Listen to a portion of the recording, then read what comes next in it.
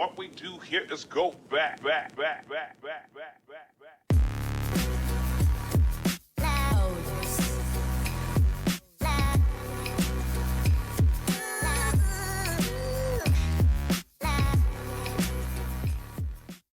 Good morning and welcome back to The Right Report, hosted by the Stockton University College Republicans. This is our final episode of the spring semester, and as always, my name is Joseph Ricci. My name is Peter Primiani. We have a few campus news and events to cover.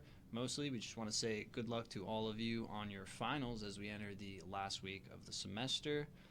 Remember that move-out date is May 10th at noon, unless you are a graduating student staying for after the ceremony. In that case, make sure you fill out the Google form that was sent to your email.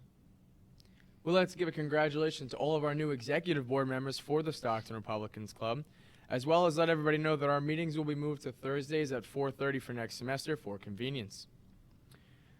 Moving on to New Jersey news now. For all New Jersey residents watching, make sure you register to vote in the primaries for the gubernatorial election that will be taking place on June 10th and the general election taking place on November 4th. Very big election this year.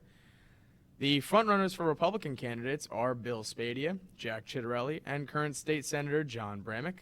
And for the Democrats, we have Josh Gottheimer, Steve Fulop, and Stephen Sweeney. At our most recent meeting, Atlantic County Young Republicans Chairman Brian Fitzherbert came to speak with us. The nonprofit organization Young Republicans is focused on ages 18 to 40, encouraging political activity and campaigning for local figures. Fitzherbert points out the important fact that not all Republicans have the same beliefs, not all candidates have the same beliefs, so it's really important to stay informed and up to date on how the campaign is moving and what the candidates are saying. Here is a little bit of Brian Fitzherbert talking about the New Jersey gubernatorial race. You guys have these fun debates, but the Republican Party, even in New Jersey, much less anywhere else, right? You've got your MAGA supporters, you got your libertarians, your constitutionalists, your hardline conservatives, you got your neocons, you got your moderates, you got your Trump haters, you've got, your arguably liberal Republicans, if those even exist, your blue dogs, like the Mansions of the world. That rhinos. Yeah, or rhinos. And that's what, it's funny you bring that up, because this is what's difficult.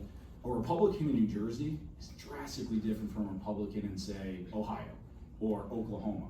And again, Delaware, all these kinds of states, you have different things in order to win, and you kind of have to, all right, who's the best person that can win? Or do you want a purity test? Or do you get frustrated when people do get in because they vote for Democrat things and are like, well, what are we doing?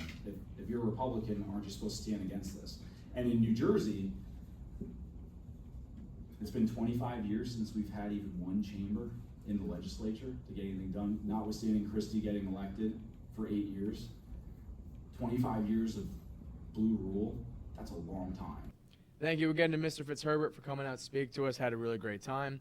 Moving into our second story of the day, Paterson City Council President has been charged with stealing ballots.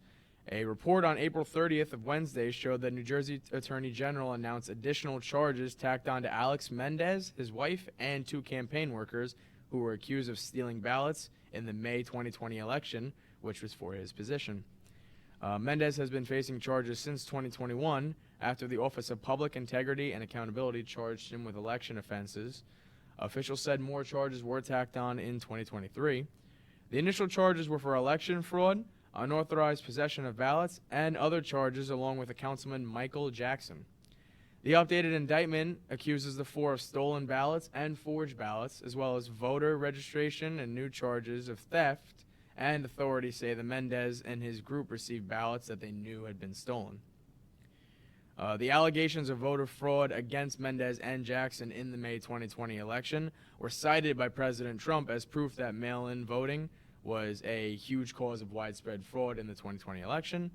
And here is a clip from Jackson's attorney. An attorney for Mr. Jackson said in a statement, Councilman Jackson is a dedicated public servant. He will be entering a not guilty plea to all these charges, and we're going to contest all these charges. An attorney for Mr. Kalik told us, my client maintains his innocence and looks forward to reviewing the evidence that the state claims proves he committed a crime.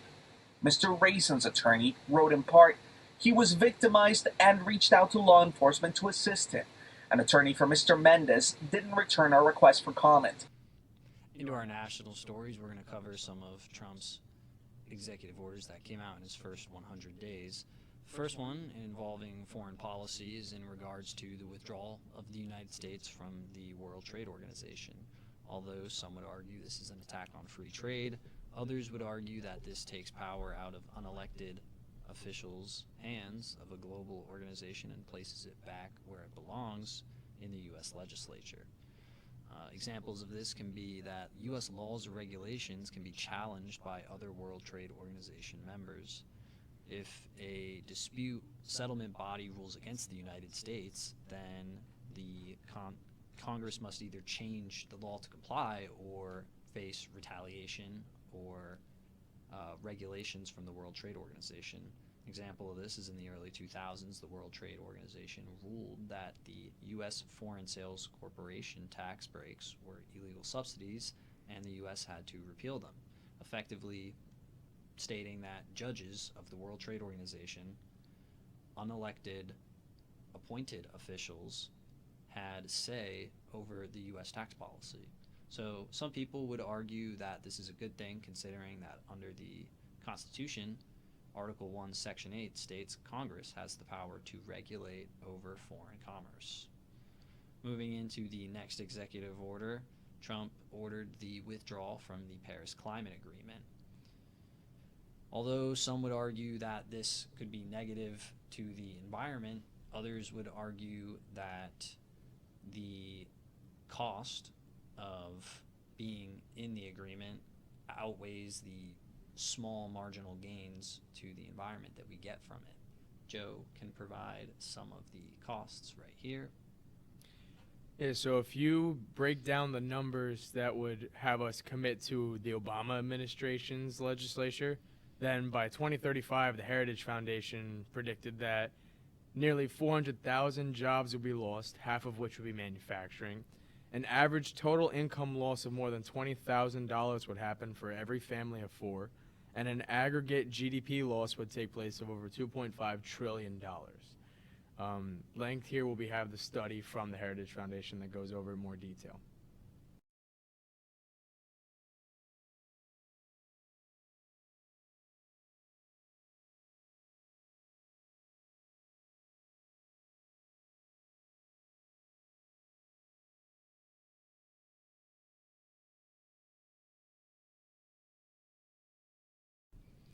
So we hope you read through that, check that out. It's very interesting.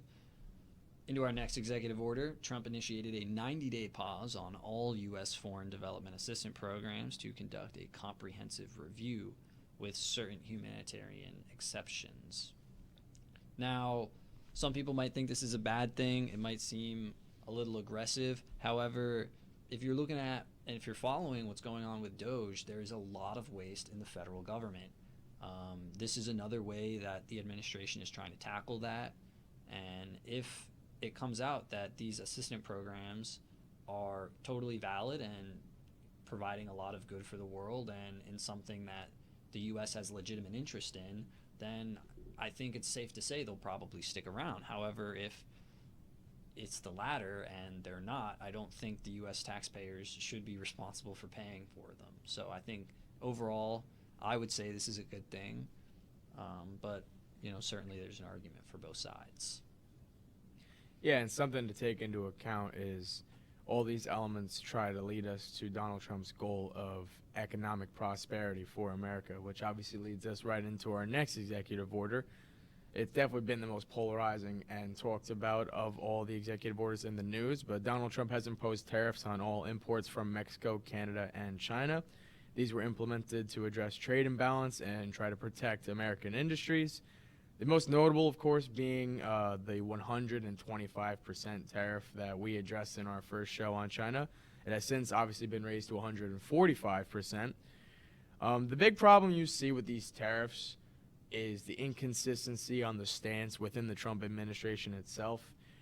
You have the Secretary of the Treasury, Scott Bessent, who views tariffs as a negotiating tool.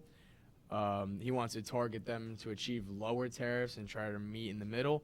Whereas the Secretary of Commerce, Howard Lutnick, he thinks that tariffs should be used to protect domestic industry And he's been a very vocal advocate for aggressive tariffs, and he's, of course, a very big Trump loyalist, so whatever Trump says, he's going to be on the page with. An important thing to take into account here, for those who are watching that don't already know this, is the actual job description of the Secretary of Commerce versus Secretary of Treasury, because they sound similar, but they cover different topics. For Scott Bessent, who is Secretary of the Treasury, your goal is to manage government revenue and debt. So you would oversee the IRS and public debt as well as banking policies, and you want to focus on national finance and economic policy. Whereas if you're Secretary of Commerce, Howard Lutnick, your goal is to boost economic growth and trade. You want to oversee business development, you want to oversee trade, state, you want to focus on industry and innovation, so that in and of itself leads to different views on how to handle tariffs. Here are clips of both Scott Bessent and Howard Lutnick talking about their stances on Trump tariffs.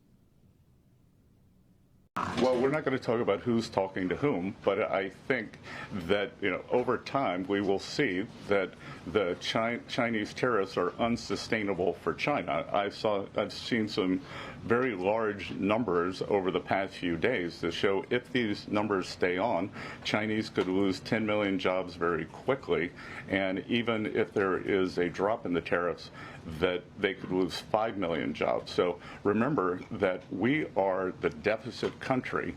They sell almost 5 times more goods to us than we sell to them. So the onus will be on them to take off these tariffs. They're unsustainable for them. Well, you've got to realize this is a national security issue. I mean, we don't make medicine in this country anymore. We don't make ships. We don't have enough steel and aluminum to fight a battle, right? All our semiconductors are made overseas, so every button we press when we try to start our car or even use our microwave, these are all semiconductors. They're all made elsewhere. We've got to start to protect ourselves, and we've got to stop having all the countries of the world ripping us off. We have a $1.2 trillion trade deficit, and the rest of the world has a surplus with us. They're earning our money, they're taking our money, right. And Donald Trump has seen this, and he's going to stop it. So it is going to be a big change. Of course it's going to be a big change, but the rest of the world has been ripping us off for all these many years. Donald Trump has seen it, he's spoken about it, I understand and he's just that, not going to take it anymore, and that's his model. We hope that provided some context for you on Scott Bessent and Howard Lutnick. To our next story, probably one of the biggest Trump executive orders, ordering the declassification of documents related to the assassination of President JFK, Senator Robert F. Kennedy, and Dr. Martin Luther King Jr. But no Epstein files? Where are the Epstein files? These were promised to us on the campaign trail, but we still haven't gotten them. And in fact, they put on a big media spectacle. They had out a lot of influencers, and they gave them binders that contained no new information. All the information that was released in those binders was already previously released, and anything new was still redacted. So we have still not gotten the Epstein files. Feels like a little bit of a cheat. We'll have to see if they get released in the future. But until then, here's that clip for you to watch of the media spectacle that the White House put on for us. I'm going to show you what's in here. Okay, so this is the Epstein files, phase 1. There's a couple of A, B, C, D. A, I believe, is just the executive summary. Or no, these are the flight logs. B is stuff that's already been released. Again, when you're looking at this and thinking, well, why do we care about things that have already been released? This is the stunt the SDNY was trying to pull on you. They were trying to convince you that you cared about this, that this was it. So considering the campaign promises, this is kind of a disappointment. Absolutely. And I think what aggravates me the most, and I think I speak for a lot of people when I say this, we're not talking about 3 strangers off the street that we're waiting for files to be released on. This is John F. Kennedy, President of the United States, his former Attorney General and brother, and a senator, and Robert F. Kennedy, and Dr. Martin Luther King Jr., who you could easily make the argument is one of the most influential men in American history. And yes, we know a lot of information about them in certain aspects, but there's a lot more that we are eager to learn. And then you take somebody like Epstein. We don't know anything about Epstein. We don't know how he got into the position he is. We don't know how he made all the friends politically and in business that he made. He knew a lot of powerful people. Absolutely no speculation either. Simply saying that there's a lot that we want to learn about these people. And even when you look at the first phase that Attorney General Pam Bondi released for the Epstein files, there was no new information that was contained in there. We didn't learn anything new. So definitely a swing and a miss for the Trump administration on this one. I have faith that they will get around to it, but this should have been happening on the second day of the administration. Moving into our next executive order for President Trump, this one talks about the rescinding Biden-era climate regulations and fast-tracking traditional energy projects. The policy signals a clear preference towards traditional energy sources and is showing a redirection of investment away from alternative energy and renewable energy. There are still federal tax credits for EVs in effect. However, the policy creates an uncertainty into the direction of renewable energy sector, potentially slowing down its growth, potentially staying flatlined, and it has a clear-cut activity increase in oil, gas, and coal sectors, and hopefully a large increase in jobs for these areas. The next executive order we're going to talk about is Executive Order 14149, which aimed to restore freedom of speech and end federal censorship. So this enacted policies that restricted government agencies from engaging in censorship via encouraging platforms to censor certain topics or keywords. This would be seen a lot in social media platforms and search engines. And finally, closing us out, the deportation numbers under President Donald Trump. We have reached a mere 66,000, which is an 11% decrease from the daily deportation rate of President Biden. That is pathetic, to be honest with you. A good positive to take away is that deportation crossings have drastically dropped, with almost a 98% decrease in daily droppings. So it does send a message that people are fearful to start crossing the border illegally because they know what's going to happen. But then at the same time, you look at the numbers and it's not really happening. And again, I alluded to this 2 episodes ago when Peter and I were talking about the conflict in the Middle East. This was another one of the 3 main factors that President Trump got elected on, was fixing the crisis we have with mass immigration. Again, have utter faith that this will be tackled. But this was a day one problem that was going to be addressed, and these numbers do not adequately justify that. So these numbers are pretty disappointing. We'll have to see in the future if they are able to make a comeback. A lot of people argue that a lack of infrastructure from the transition from the Biden administration could be causing this, but here are some of the deportation numbers. Last number I got was 139,000 deportation. Am I happy with the numbers? Are good, especially if you look at the ICE numbers. The ICE arrest removals are far beyond a Biden. But I read the media. Oh, ICE, the deportations are behind Biden administration. Well, why? Because they counted border removals. We don't have 10.5 million people crossing the border. We don't have border removals. So Joe Biden could have deported 5% of his encounters, and the numbers will still be higher than us on the border removals because we have a secure border, the most secure border in the history of this nation. Compare apples to apples, ICE arrests and deportations are far more than Joe Biden. That's right. Moving on to our last story, it's an update about the plane collision that took place January 29th outside of Ronald Reagan International Airport. Apparently, they had a real-time location device off. This could have made it harder for air traffic control to direct them.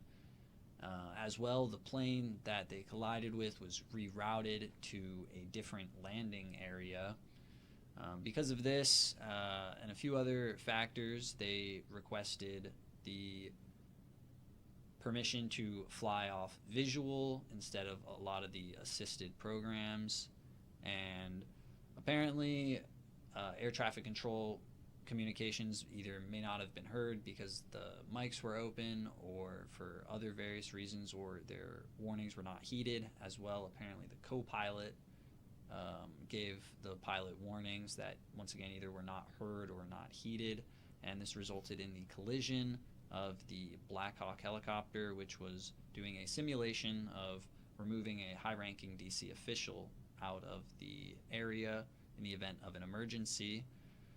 As I said, the result was a collision and 67 people passed away. It was a very tragic incident. We'll see if more relevant information comes out in the future. But for now, thank you for watching. I will say my last farewell as I am graduating. I will leave the show in the very capable hands of our executive producer, Sydney Nelson, our editor, Chris Martone, and our amazing host, Joseph Ricci. Thank you very much for watching. Leave a comment. Let us know what you think. And Joe, we'll see you next semester.